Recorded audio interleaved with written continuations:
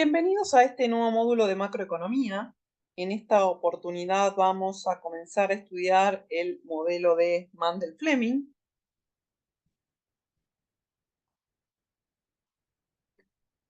Los supuestos de este modelo son, en primer lugar, precios constantes.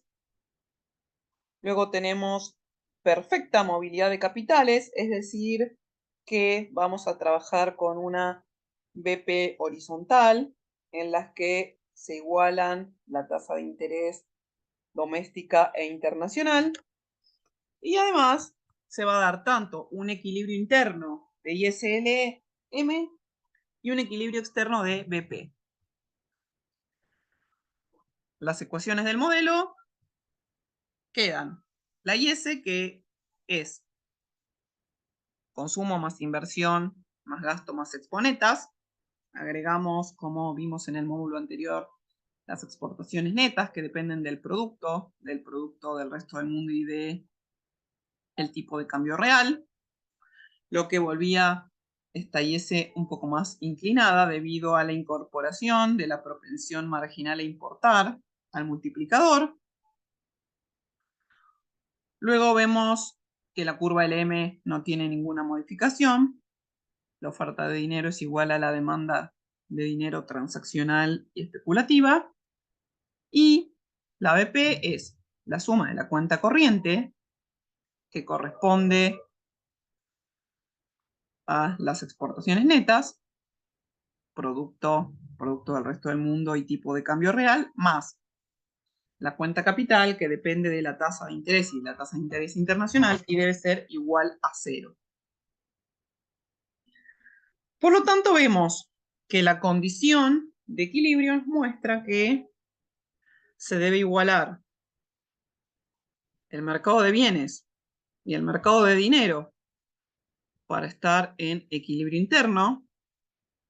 Esto es donde habíamos focalizado cuando comenzamos a construir nuestro modelo de economía cerrada, pero ahora, además de tener este equilibrio interno, por ese mismo punto también debe pasar la curva BP que equilibre el mercado externo.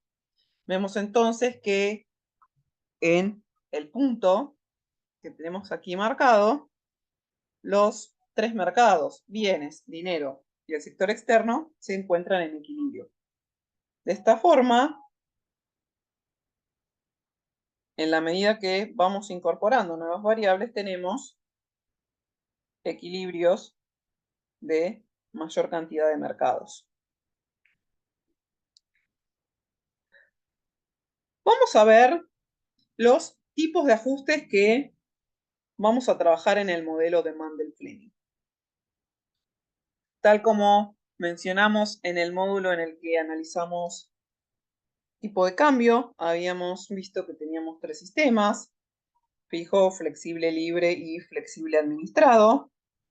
Debido a que el sistema de cambio fijo administrado es bastante más complejo de administrar, dado que tiene un tramo en el que hay intervención cuando se encuentra por fuera de los límites y una parte donde el tipo de cambio funciona de manera más flexible, vamos a trabajar con los dos casos extremos, que son tipo de cambio totalmente fijo o totalmente flexible.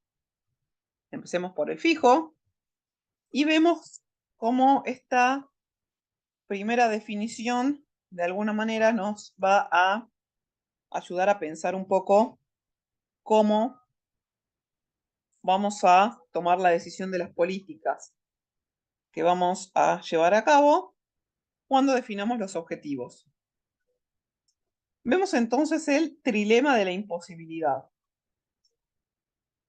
que implica: no es posible controlar en simultáneo los siguientes tres objetivos: libre movilidad de capitales, tipo de cambio fijo y política monetaria autónoma. Esto se debe a que tenemos tres objetivos con dos instrumentos: el tipo de cambio y la tasa de interés. Por lo tanto, cuando tengamos estos tres objetivos, vamos a tener que decidirnos por los dos que consideremos más relevantes y vamos a perder el tercero. De esta manera, cuando tengamos libre movilidad de capitales y hagamos una política monetaria autónoma, no vamos a poder mantener el tipo de cambio fijo. Por lo tanto, este no va a ser un ajuste posible en el caso que vamos a comenzar a trabajar. Cuando tenemos libre movilidad de capitales y tipo de cambio fijo, vamos a ver que no vamos a poder mantener una política monetaria autónoma porque esta se va a volver endógena para mantener este tipo de cambio. Estos dos casos los vamos a analizar y hay un caso adicional que, si fijamos el tipo de cambio y tenemos política monetaria autónoma, no debería haber movilidad de capitales. Sería para una economía cerrada, con una cuenta capital cerrada, que queda fuera de lo que vamos a estudiar en estos módulos, dado que el modelo supone en esta versión más sencilla que la movilidad de capitales es libre y perfecta.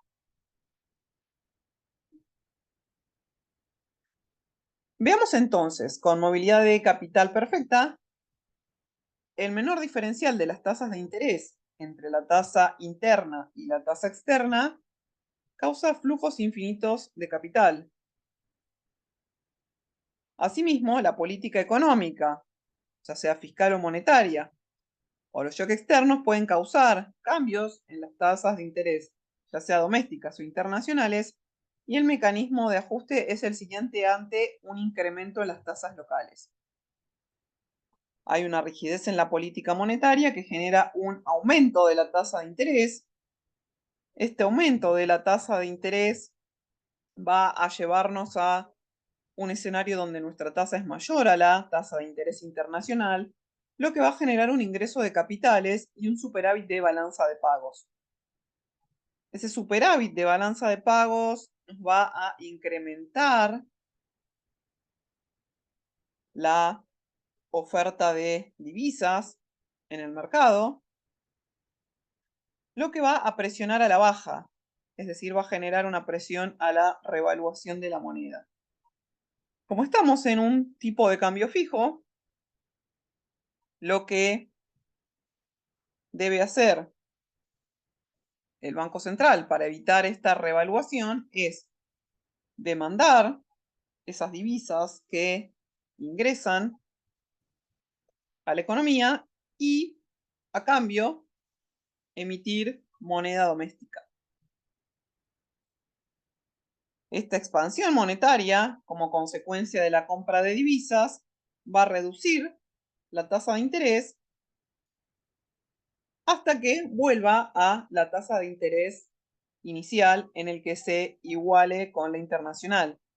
En la medida que la tasa siga por encima, van a seguir entrando capitales y este flujo va a detenerse en la medida que no haya más diferenciales de tasa.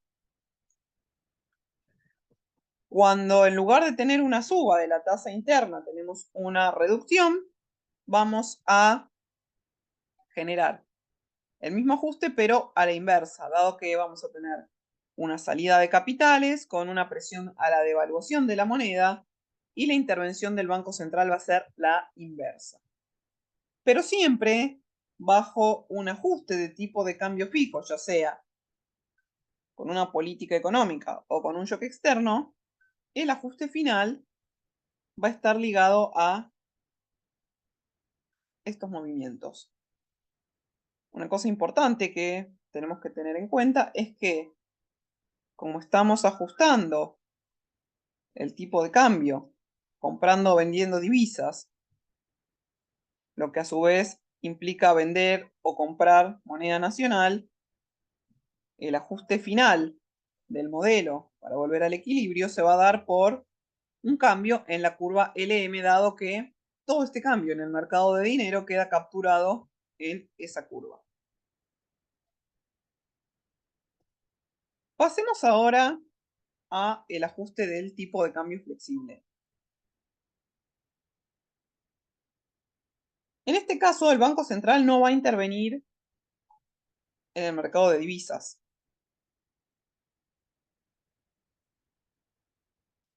De esta manera, este debe ajustarse para saldar el mercado, de modo que se igualen la oferta y la demanda de divisas. La no intervención del Banco Central, entonces, lo que va a dar como resultado es que la balanza de pagos siempre va a estar en equilibrio, dado que cualquier déficit de cuenta corriente va a ser financiado con un superávit de cuenta capital y viceversa. Cualquier superávit en cuenta corriente se compensa con un déficit de cuenta capital. En base a lo que analizábamos inicialmente sobre el trilema de la imposibilidad, vemos que, dado que el Banco Central no interviene en el mercado de divisas, pierde ese objetivo, que era tipo de cambio fijo, pero puede volver a realizar una política monetaria autónoma. Y, tal como mencionábamos, la movilidad perfecta de capital implica que solamente va a existir una tasa de interés en la que la balanza de pagos esté en equilibrio, y es aquella que se iguala con la tasa de interés internacional.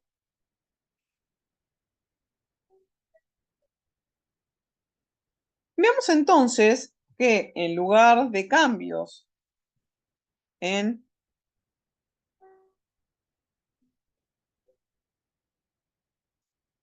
la intervención o no del mercado, para mantener el tipo de cambio fijo, vamos a tener cambios en el tipo de cambio real que nos van a llevar nuevamente al equilibrio interno y externo. Veamos entonces, decíamos, veamos la línea negra de la gráfica, donde la tasa de interés es igual a la tasa de interés internacional. Luego tenemos una curva IS, y esta curva IS está trazada debido a que, como el tipo de cambio real afecta a esta curva, va a modificar las exportaciones netas y por lo tanto el equilibrio en el mercado de bienes. Con cualquier tasa de interés diferente a la interna, vamos a tener entonces ajustes en el tipo de cambio. Y podemos tener dos tipos de ajuste. Si la tasa de interés es mayor a la tasa de interés internacional, vamos a ver que va a haber un ingreso de divisas, lo que va a generar una cuenta corriente positiva o superavitaria. Este aumento de cantidad de divisas disponibles en la economía genera una apreciación, es decir, una baja en el tipo de cambio real, y vemos entonces que en la gráfica, en cualquier punto por encima de aquel que iguala las dos tasas, vamos a tener una apreciación. Lo contrario ocurre por debajo. Si nuestra tasa de interés es menor a la internacional, vamos a tener un déficit de cuenta corriente, perdón, de cuenta capital, por lo que vamos a tener salida de capitales. Esta salida de capitales genera un incremento en la demanda de divisas, lo que va a generar una suba en el tipo de cambio real. De esta forma vamos a ver que va a haber depreciación en cualquier punto por debajo del punto en el que se igualan las tasas de interés interna e internacional. De esta forma vemos que tenemos distintos mecanismos de ajuste dependiendo el tipo de cambio con el que trabajemos. En los próximos módulos entonces vamos a trabajar analizando las políticas económicas y los shocks externos para distintos sistemas de tipo de cambio y los efectos finales que tienen dependiendo de estos diferentes supuestos. Hasta acá es todo por este módulo. Espero que haya sido de mucha utilidad y los espero en la próxima. Muchas gracias.